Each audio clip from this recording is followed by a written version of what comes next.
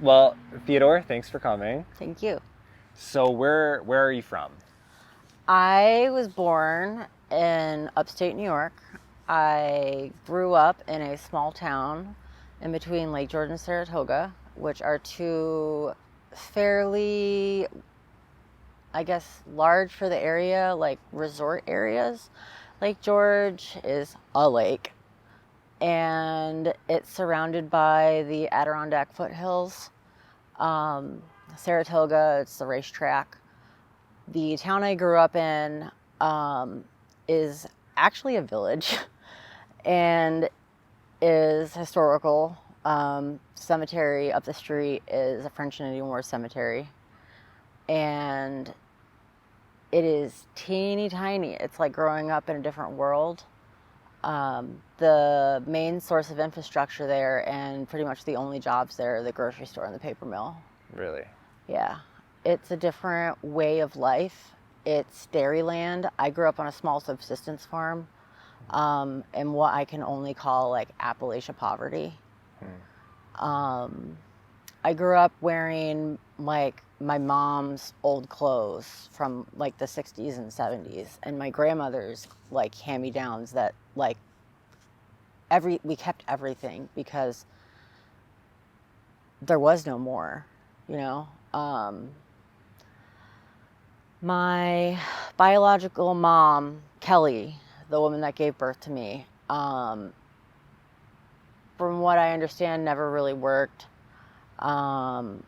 My dad, Big John, did mill work, did warehouse work, and did construction. He's an electrician and now does HVAC.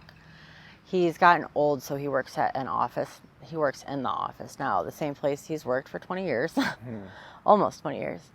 And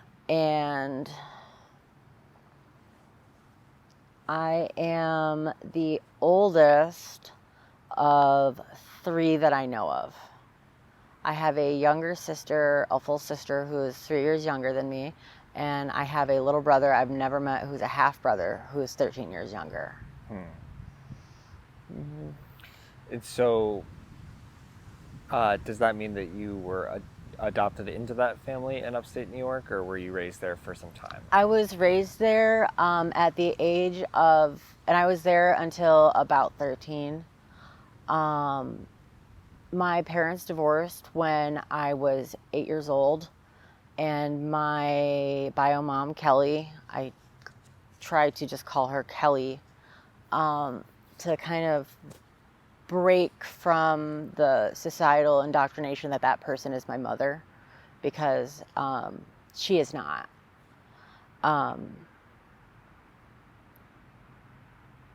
In my opinion, someone who is a mom does not let the things that happen to me and or treat their children that way.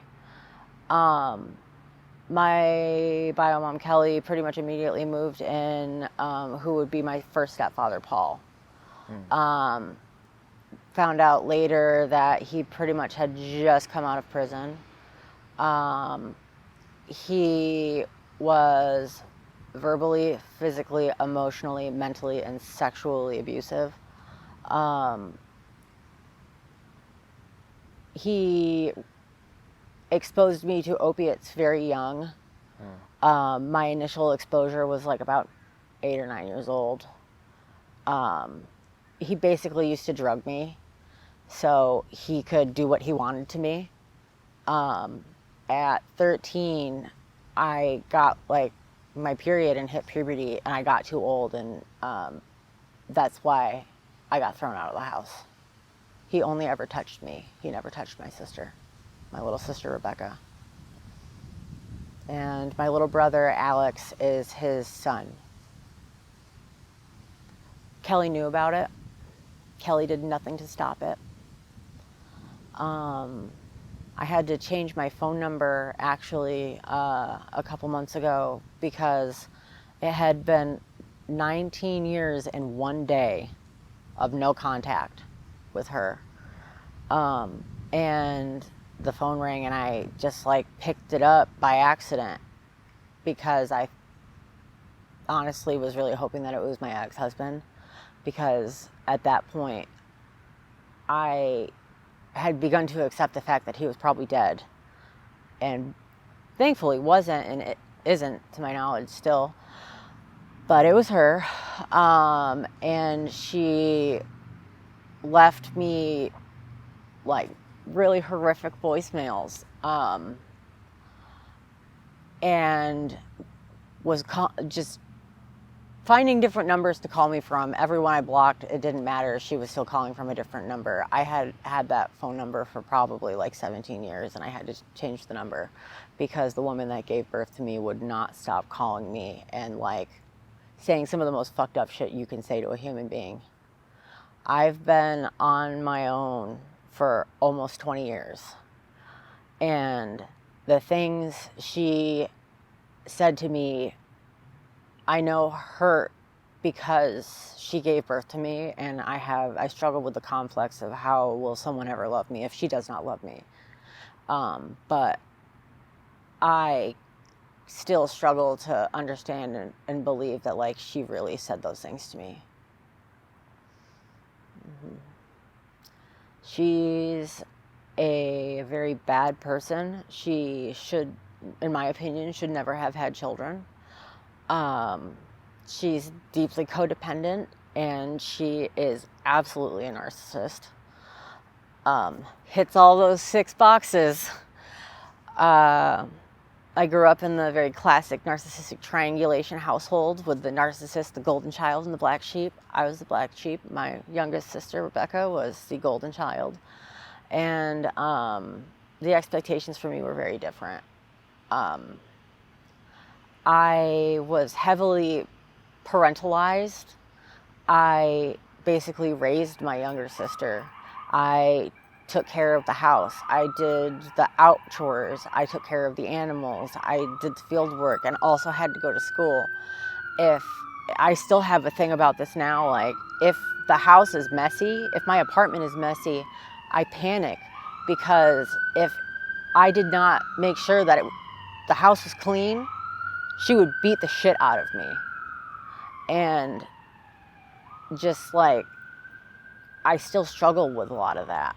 Like, I struggle with like so many things, like being touched, like vocal tones, like the smell of coffee still like makes me panic. There's so many things that I have such severe trauma responses from because of like my first 13 years of life that in a lot of ways it's really crippled me. And it's definitely a big part of the reason why I went into the career path I did. I have autism and ADHD, and I have the pathological need to understand autism in conjunction with the addiction autism and like strong sense of justice autism. So I'm like a walking nightmare. And my experiences in early life and development definitely informed a lot of those decisions. I have to lean really hard into accepting and knowing that I will never understand a lot of things, and that is okay because I'm not meant to understand some things. And that needs to be okay. That it's better that way sometimes, that I don't understand. Yeah. So when you were 13, what was that process of that transition? What occurred to? I had started skipping school a lot, really leaning into some of the more heavily characterized behaviors of acting out that one does in those situations. I was smoking pot, I was drinking, I was like not going to school, I was, doing bad boy shit, and was regularly rounded up by the truancy officer. And it was the day after my dad, Big John, left New York and went to Massachusetts, where he still lives. And it was November 16th. I skipped school, got caught walking down the street by the truancy officer. He dragged my ass into the truck, drove me home, knocked on the door, rang the doorbell. Kelly opened the blinds, looked, shut the blinds, never answered the door. I stood there with him for probably half an hour. And then I was taken to the social services office. I was placed in a group home, Four Winds. From that point on, that was the last time that I ever went home. It was the last. No, February 15th was the last day I slept in that house. That was it. That was the end. And then how long was it before you were adopted? I was never really formally adopted. I see. I, at that point, pretty much at 13, was like a full-blown intravenous heroin addict because of my stepfather. He had been so regularly drugging me that I had a habit. And I just like went the 26 miles south to Saratoga and spent probably a few months in Saratoga and met like some old heads, some old bums, and started riding freight and rode freight trains cross country, did a lot of drugs, did a lot of survival sex work, experienced a lot of really horrific things. And at almost 17, my dad, Big John, kind of like found out that I wasn't at home, and picked me up from my maternal grandmother, Judith. And I finished my senior year of school with him and was there for a little bit, I don't know, a few months, I think, and pretty much immediately moved out here after with like a suitcase and $500. And that was the last time that I was on the East Coast until like 2022.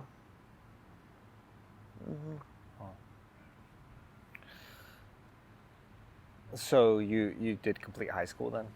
I did. Yeah. By the grace of God, I graduated high school on time. I graduated from Dukes County in Massachusetts, which, believe it or not, has the highest rate of illiteracy per capita of any county in the United States. Wow.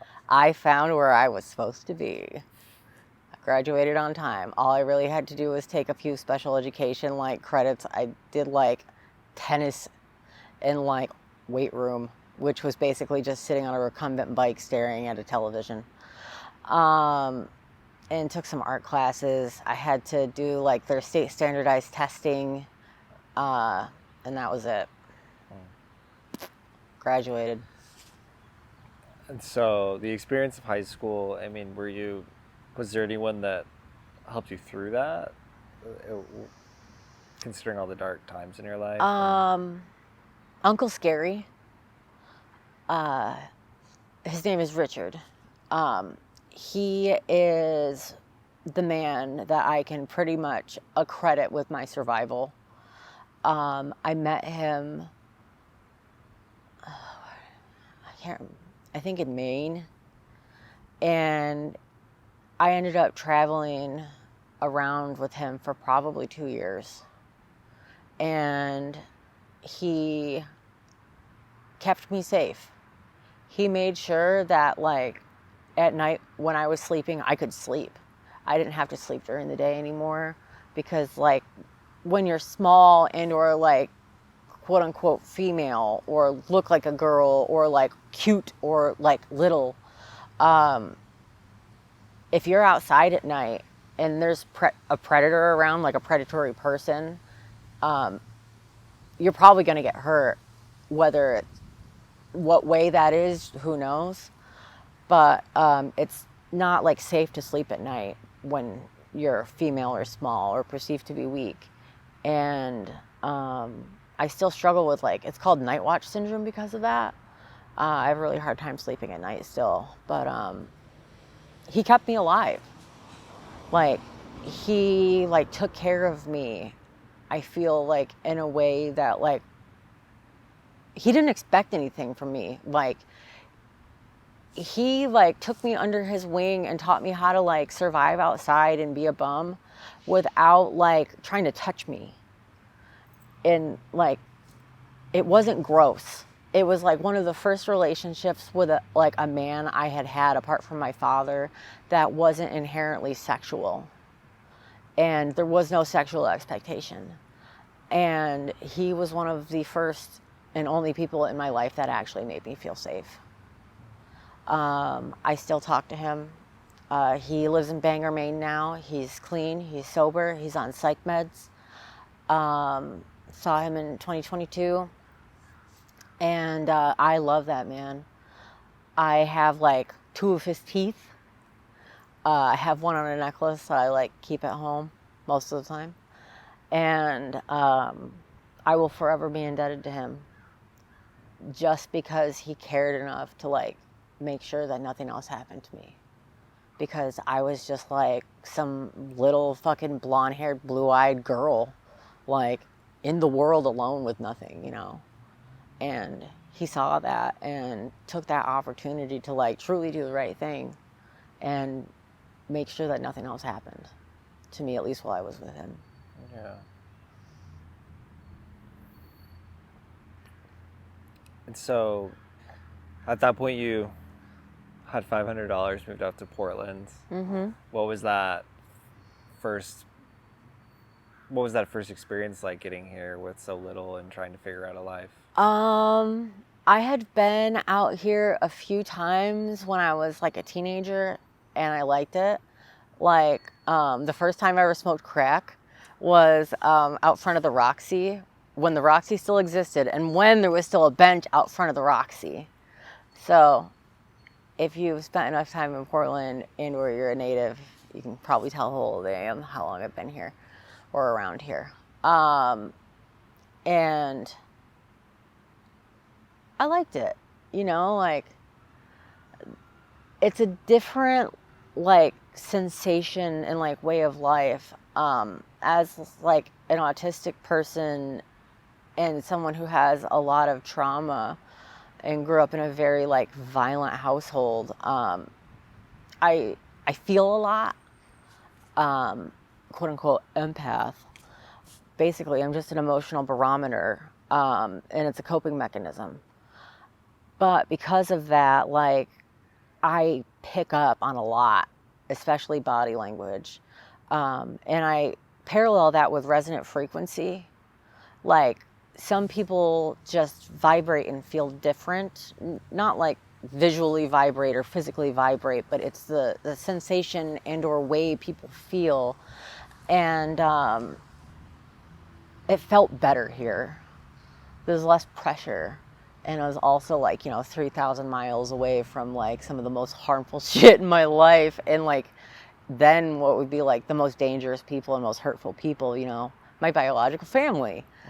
Mm-hmm. And it was an opportunity for me to start over. The first 6 months I was here, I was sleeping under bridges, doing bum stuff. Then after that, ended up inside, got a job at the airport, moved like fucking probably 18 times in the first like year that I was housed, and slowly gained more stability, slowly like transitioned out of just having a suitcase that I lived out of. And it was hard,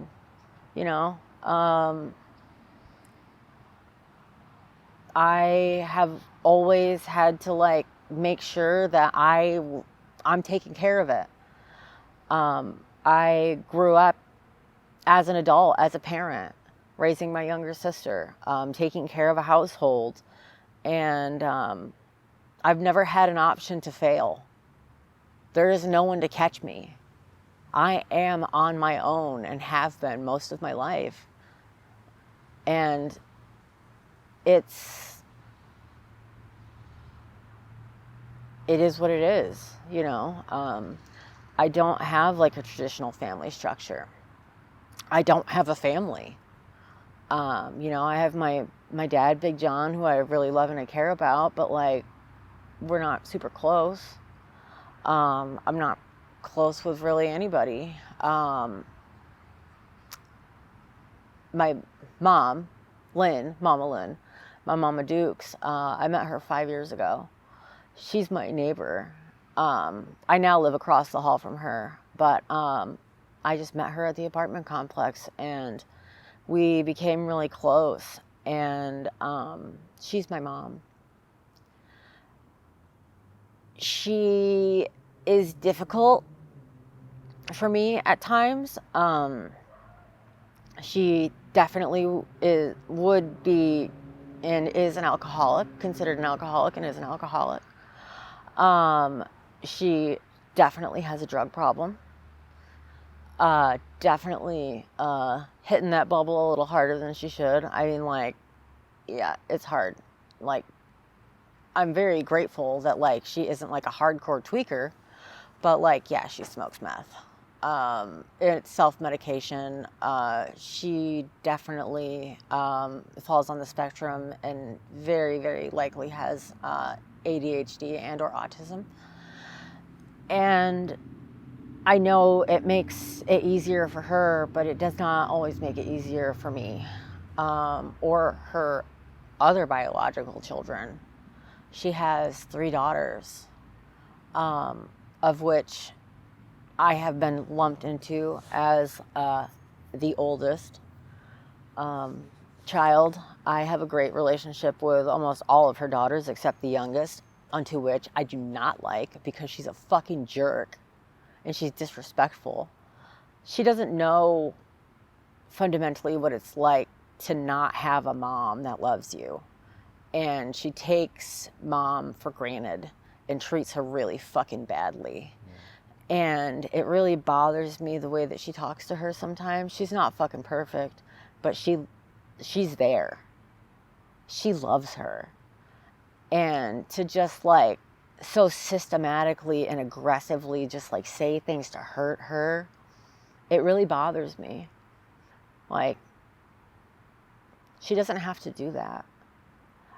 Like, you can be upset, you can be angry, yeah, like be mad at her, but don't just lash out and try to hurt her. That's never going to change anything. That's not teaching anybody anything. That's just spreading the bullshit around. You know, like, you don't need to make her cry to exact justice. And it bothers me that she's that person. Because I know that mom is not perfect. And she never will be. But part of the reason why I love her is because she isn't perfect. And she never will be. And she loves me because I'm not perfect and I never will be. And that woman has accepted me wholeheartedly. Definitely at times when I didn't deserve it. And she's the best thing that ever happened to me. Because for the first time in my life, at like 28 years old, I had a mom. And I did not know what that was like until then. And she takes advantage of me sometimes. She definitely does. I have very complicated relationships with women because of my relationship with Kelly and how I was raised. But I love her, you know. And I don't know what I would do without her. Like, on my worst fucking days. Like, I have treatment-resistant major depressive disorder compounded by a traumatic brain injury and all kinds of, like, comorbid bullshit. CPTSD, obsessive-compulsive disorder, derealization disorder, depersonalization disorder. And, like, she's there with me, like, in the thick of it. Almost always, unless she's off on some weird bullshit, I can call her and she's there. And I'd never had that before in my entire life. Somebody who actually cared enough to want to be there. And that was hard for me to, like, really accept and understand at first. Yeah. Well, that's really nice that came about organically, that relationship as well, you know. She's great. She's a fucking hellion, but I love her, you know. When when I get really mad at her, like today, I have to try to remember that you do not love someone if you do not love them for the things that are great about them and the things that are not so great.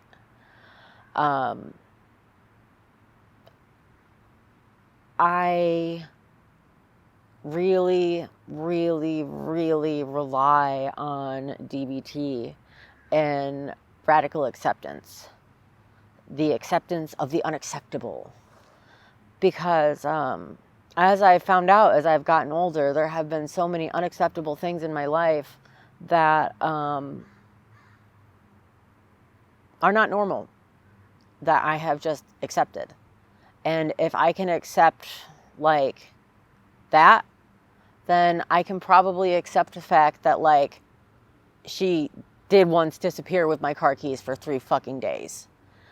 I did not like that. I do not like that. I don't like that she's off God knows where with my fucking car right now. But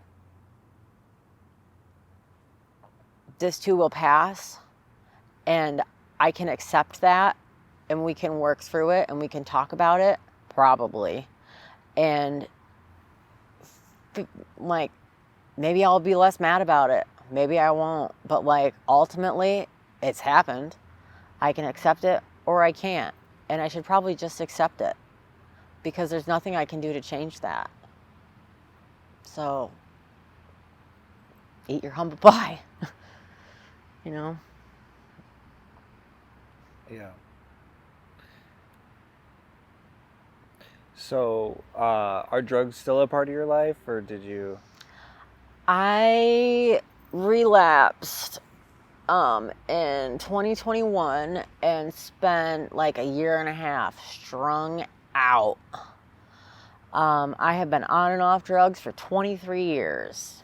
The longest I have ever been like stone ass sober is 6 months, since the age of 8. That was hard and I hated it. I smoke pot. I love marijuana. Marijuana makes my life fucking possible. Marijuana keeps me off heroin and fentanyl. Because when I relapsed in 2021, it was heroin. And then it was like, it got so hard to like find decent dope that wasn't just fentanyl, that it was like, this is stupid. Like, I'm really just smoking fentanyl that like they're calling heroin. So I should probably just smoke fentanyl. And between myself and my ex-husband, we had like a $3,000 a week habit at the peak of our drug use. And I had told people for so long, like people who hadn't seen me like an active addiction, like, you'll never know. I have the gift. And I'm a high-functioning addict, especially a high-functioning heroin addict. My neurochemistry has been altered in such a way because of how young my exposure was, that when I am on opiates, it's the only time I feel normal, and it's the only time that like I actually am happy. It's the only time that like I really don't need antidepressants. It fucked my brain up. I fundamentally am someone who should be on methadone or Suboxone or Sublocade for the rest of their life. I am not.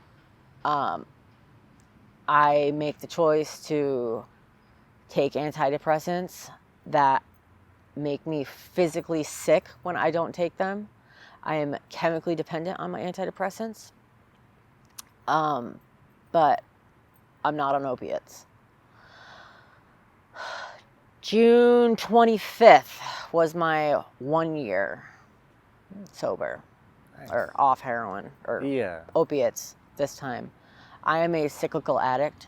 Every like 5 to 7 years, I just kind of like put my life in a pillowcase and violently shake it and just dump it back out. And I don't know why. It just always happens like that. I get cagey when I'm inside too long. I struggle being housed.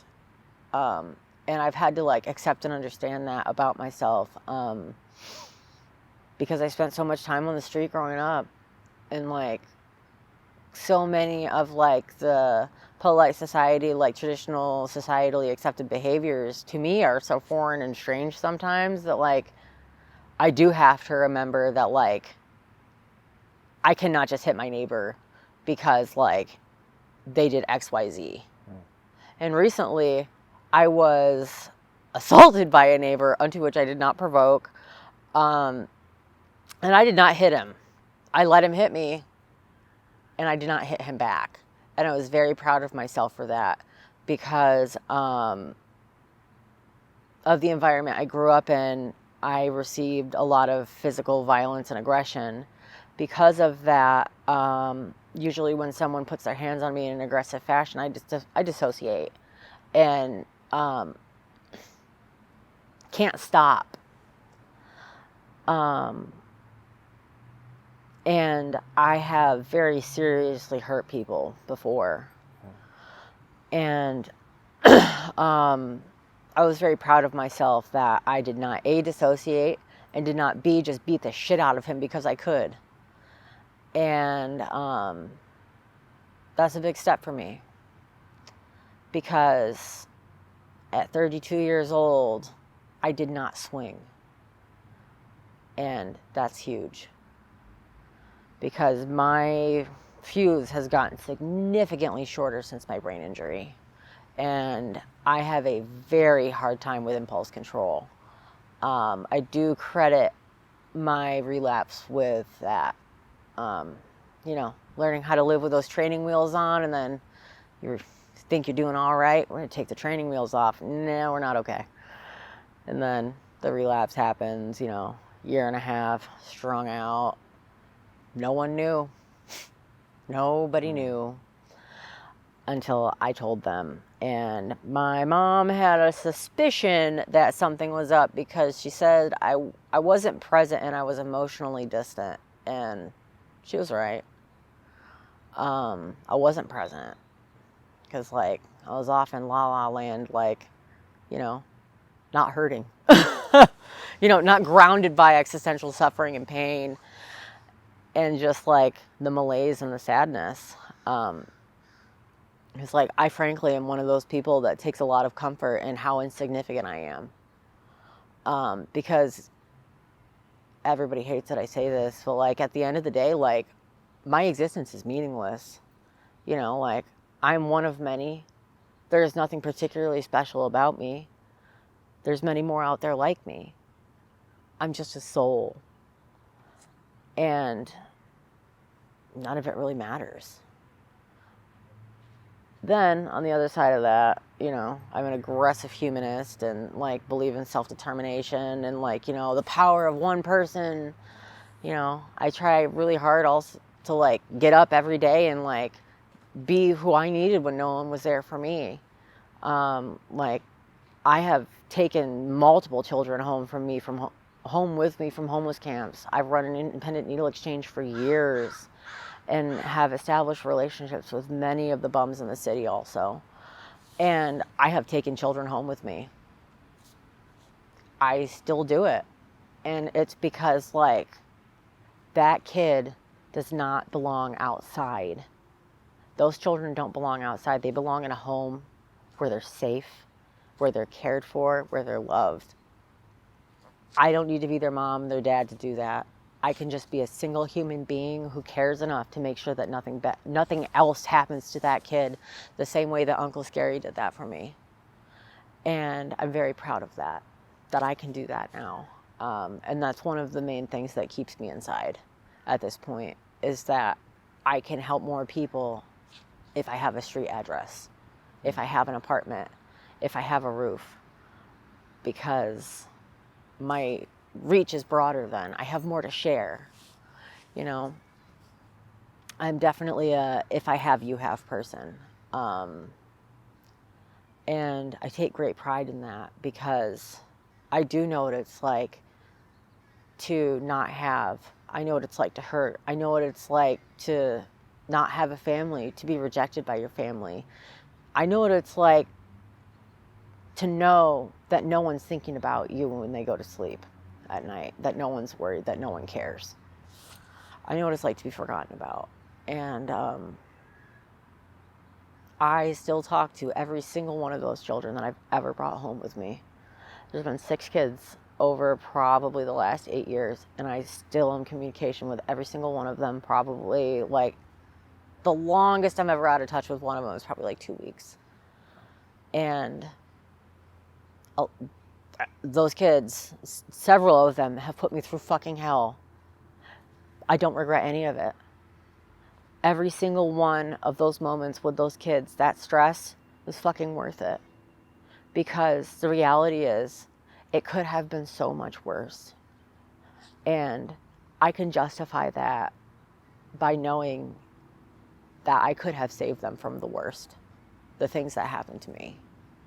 And I don't want that for anybody. I don't want anybody to have to see that when they close their eyes or feel that way about humanity. So, with your most recent period of being sober, what made you get off of heroin after that year and a half? I came home from traveling around and found out that the person who was like my brother had been murdered. Brandon was murdered in the apartment complex by some people that intentionally gave him fentanyl, knowing that he did not use opiates or fentanyl, dosed him, watched him die, took everything off his body, and then put an air conditioner on him and pointed it at him. And I'm not sure who it was that like found him or whatever, but like the look on my mother's face when she was telling me about finding Brandon. Sorry. Like, it was fucking horrific. Like, I don't want her to cry for me like that. I don't want to be the reason she feels like that. So I stopped. And she loves me enough that I can love myself enough to make sure that I don't end up being Brandon. And I owe that to myself, to him, and to her.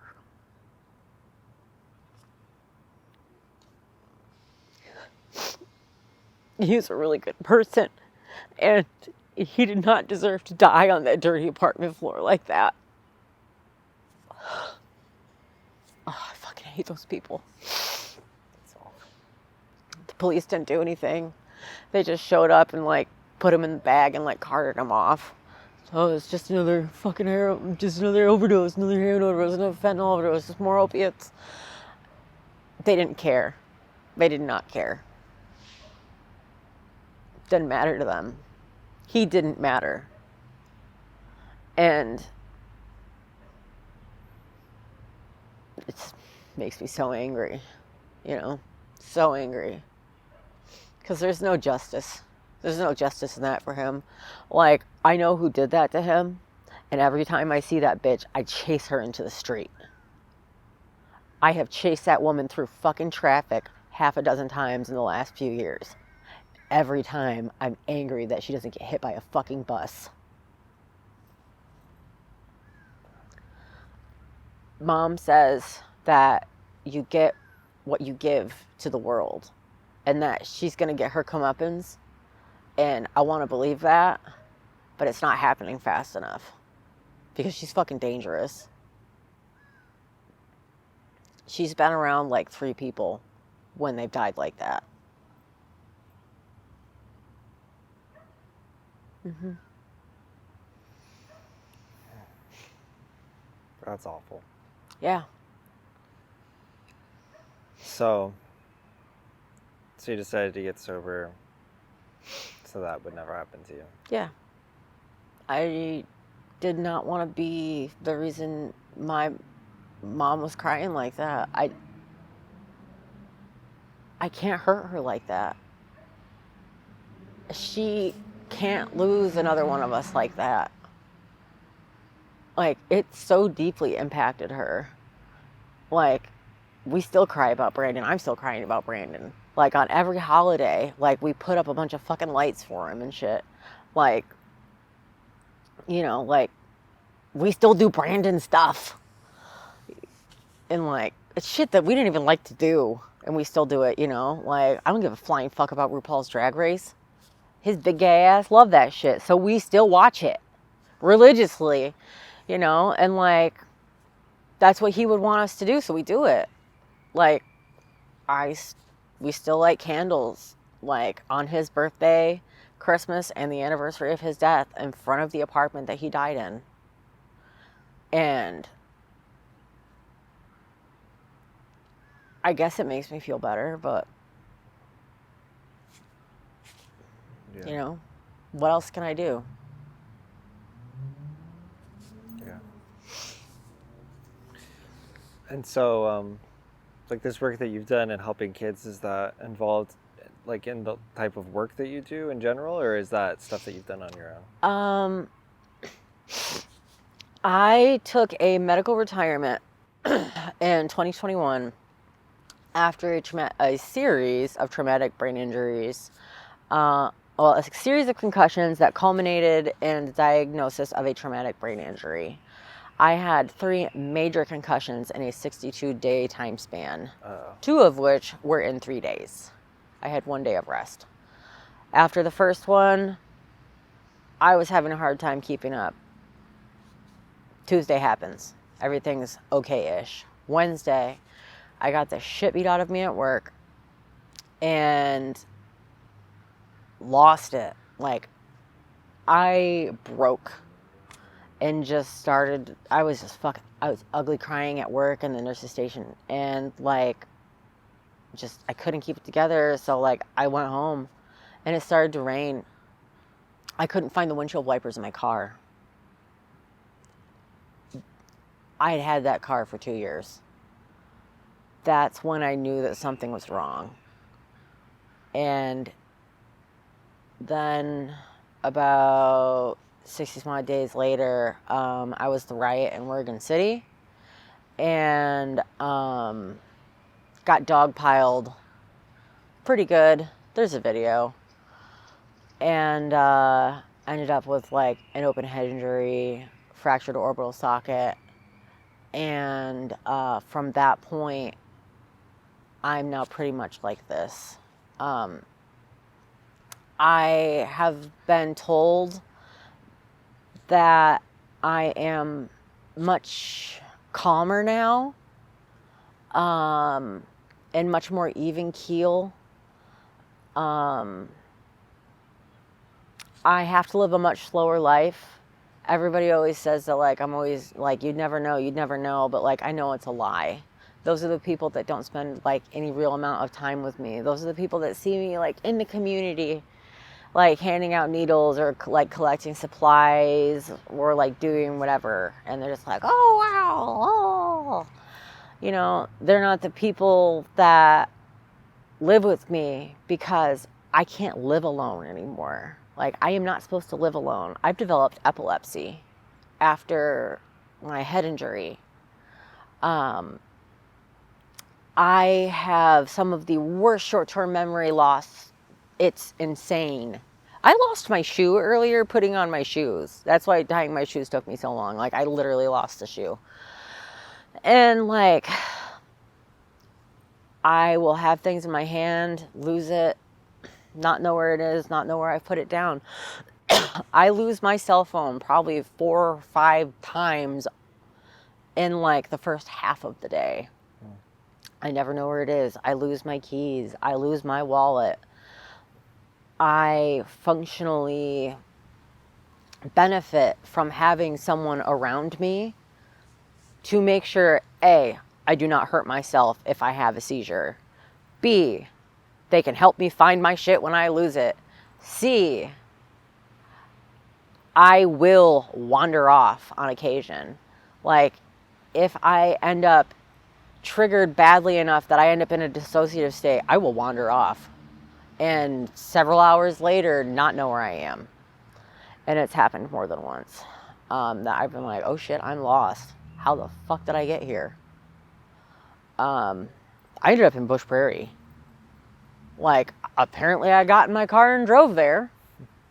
I was just in a parking lot. I didn't know how I got there. I didn't know where I was. I had to ask for directions home because I didn't have my cell phone. I could not Google map it. I struggle with aphasia. Sometimes I cannot talk. And it's like being betrayed by yourself almost. Like, it's kind of like, it's like I'm stuck on stupid, you know, like when you get super stoned and you're just like, and you know, like you're kind of missing that one piece. You can't get all your hamsters on the wheel. But I'm like that every single day for the rest of my life. And I used to be able to do so much. Like, I was so high functioning, it's insane.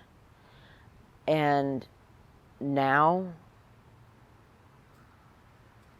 it's a big deal if I can make it in the community outside of my house for more than an hour and a half.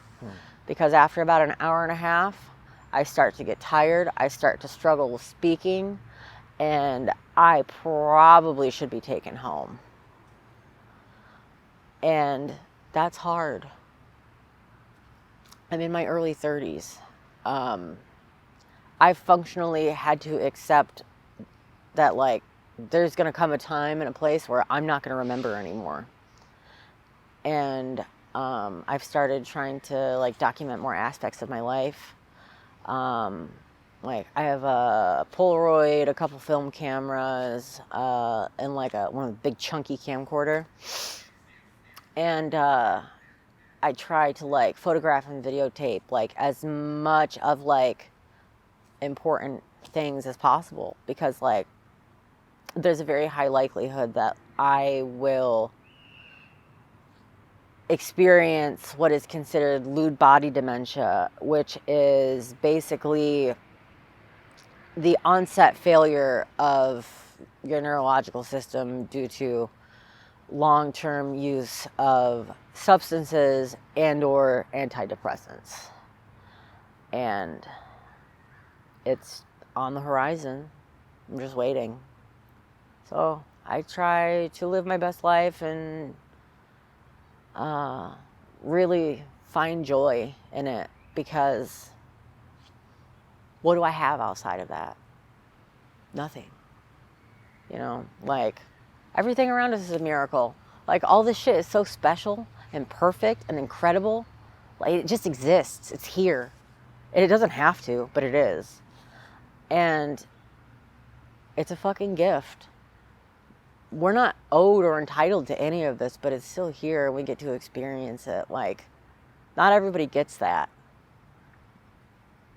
I've lost so many people in my life that, like, I've really tried to shift my perspective to, like, even though, like, all this kind of, like, scary shit, like, looms on the horizon, like, it's still a privilege, because so many of my friends and loved ones never got to get this old, and will never get this old, or will never experience, like, this, that, the other thing, you know.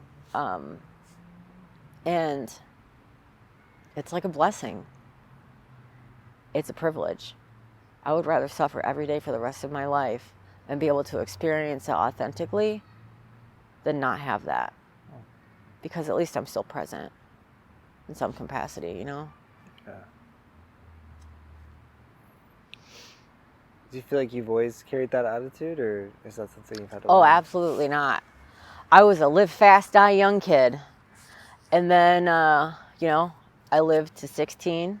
I saw 18. I saw 21. I saw 25. I saw 30. And then I was like, oh shit, I am not prepared. What do I do? I'm like stupid and unprepared. You know, like, how do I fucking do this shit? And I definitely had, I think, what a lot of people would call a very negative outlook on things. I do not personally think that is negative. I feel like I was being very honest about where I was at, like, emotionally and mentally at that point in my life. And you can only do so much, you know? Life is hard. We all experience a lot of pain, a lot of turmoil, and a lot of suffering. Some of us just feel it more. And I'm somebody who feels a lot. And it wasn't honestly until my brain injury that I got to like really slow down enough that like I could just kind of like take a deep breath and let some of it go. I very much get to live life on my own terms now. And that's quite frankly probably been one of the best things that ever happened to me. And it's really truly allowed me to have this view on things because I am not just frantically trying to get from point A to point B, to do my job, to go home and like be a parent, like be a partner, be a spouse, like do all this fucking crazy shit all the time. Like the only thing I have to worry about now most of the time is just like making sure I know where the shit that I'm supposed to have in my hands is. Like that most of the time is my job. And like my actual like small business bullshit. But like I do not have to be as much, do as much. I am enough, like this person, this way. And that's a privilege because I've gotten to slow down. A lot of people will not have that. And realizing that I was just like running through my life head first, screaming, fuck it, was kind of eye-opening for me. And just learning how to relax, learning how to calm down. I still haven't figured that out yet, but I'm getting closer. You know, like it's very hard for me to just kind of breathe sometimes. And just learning how to be present, like truly present in the moment, has really enabled me to like appreciate the world around me because I'm actually in it, you know, not just physically there, but emotionally, mentally at work or like somewhere else, you know, like trying to figure out how I'm going to accomplish fucking shit that no one can do on their own, you know? And, yeah, I can honestly say everybody, when I tell them about it, they're like, oh my God, I'm so sorry. And I'm like, no, honestly, it's probably the best thing that's ever happened to me. It confuses people, but it's the truth. Getting cracked in the head, like, really probably was the best thing because I can just be now. And there's still some very high expectations for me. But I can make sure that I'm working on me in order to maybe meet those one day, instead of only working on meeting that expectation and foregoing myself. Yeah.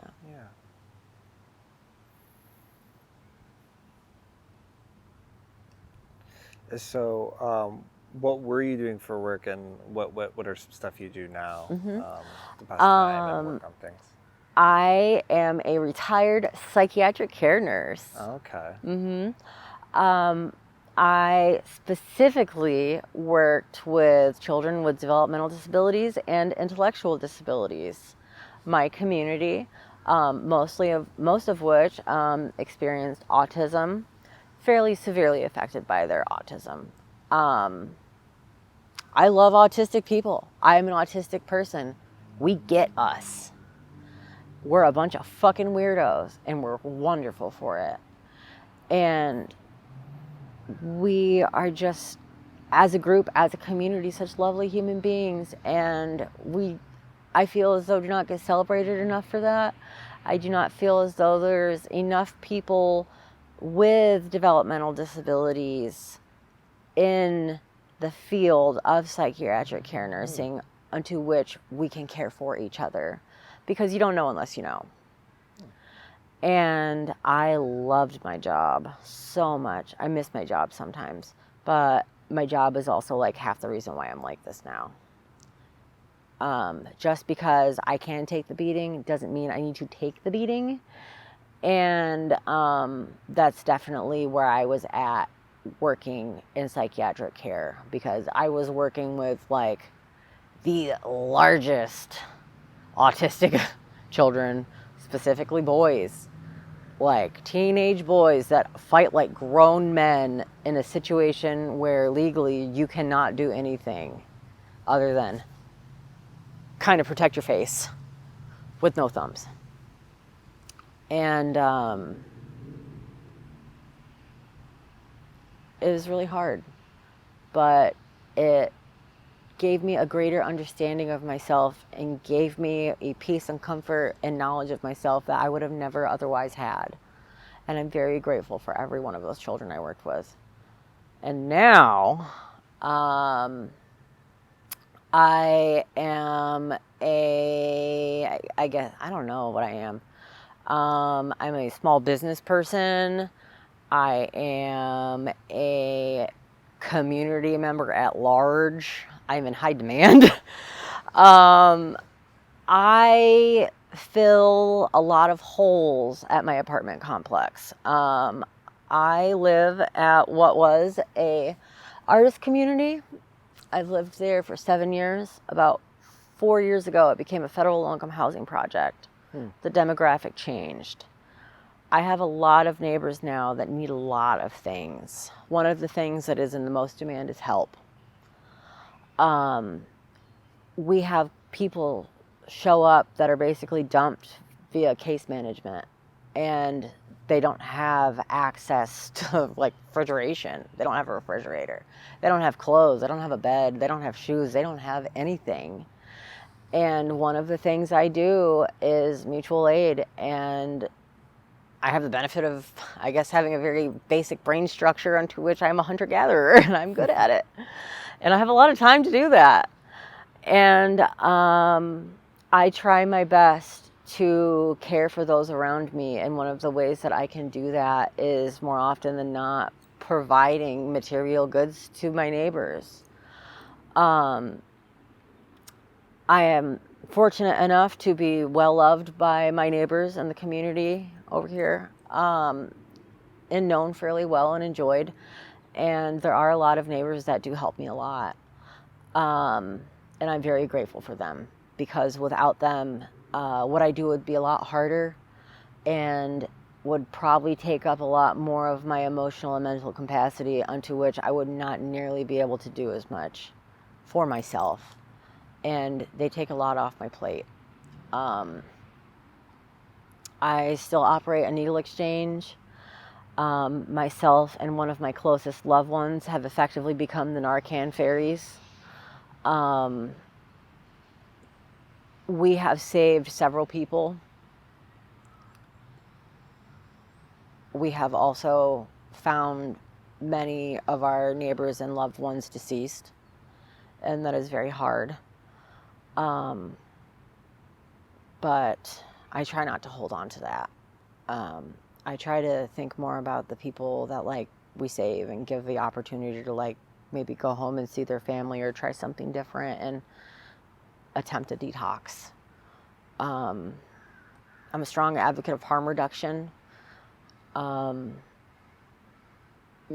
all progress is linear. Not all progress means the same to everyone. And it's progress, not perfection. Perfection is an unattainable standard. No one is perfect. We cannot be perfect. We're human. We're not machines. And I try to give myself and those around me a lot of grace with that. And it's hard at times, but I do my best. And part of the thing that I do to give myself grace is lean heavily into the arts. I'm an artist. I do taxidermy. I paint. I draw. I sculpt. My primary passion, though, is fiber. I'm a garment designer. I do make a lot of my own clothing, and I really enjoy that. I really enjoy working with clients to help them meet their mobility needs. Right now I have a commission with someone for a bunch of bras because she struggled to find bras that fit her in the way that she needs that don't trigger her sensory issues. And I'm very proud of the fact that this person came to me off a reference and they entrust me to do this with them. And not only is that an honor, but a privilege to have been part of the community of disabled people and or artists at large, to have the ability to have references and to be recommended and to be spoken of highly and thought of highly. And I'm very lucky for that, because something that I do that makes me feel good, that feeds my soul, also helps other people. And it's an immense privilege. And it just makes me happy. Yeah. That's awesome. So in the nature of wrapping things up, for going over our time here, but what's something that you're looking forward to? What am I looking forward to? I'm looking forward to my friend Vi coming back from Washington. She was just at a music festival. She lives in Slab City. She's fucking fantastic. I love this girl. She just stayed with me for a few days while she was waiting for her friends to pick her up to go to the festival, and on the way back she's gonna come stay for a few days. And I'm so excited to see her again. I love her. I'm so happy. And one last question. Yes. If you had a message for the world right now, what would it be? Message for the world.